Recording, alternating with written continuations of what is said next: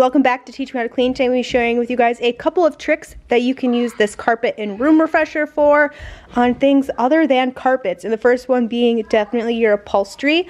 I can link a video down below where I use baking soda and essential oils to clean my couches and mattresses and different things. And basically we're going to be doing that exact same thing just with this pre-made cleaner. If you want to do a little bit more of a natural route, definitely check out that video. I'll link it down below. But if you're looking for convenience and something that's always going to be mixed up and ready to go, having one of these underneath your sink is definitely ideal. All you have to do is go ahead and sprinkle a little bit of this on here, give it a couple minutes, let it sit, vacuum it off, and you're good to go. The next thing you can use this on is definitely your mattresses.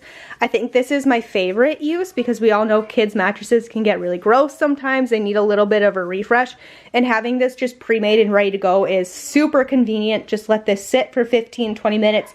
You could even do longer if you really wanted to, an hour, 2 hours, vacuum it off, and just like that, it's gonna be a really great refresh for the mattress. The last thing I really like to use this on is actually just my area rugs. It might seem like common sense because this is a carpet cleaner, but just to throw it on a small area rug really quick to give it a really quick refresh is really, really nice. And like I said, super convenient.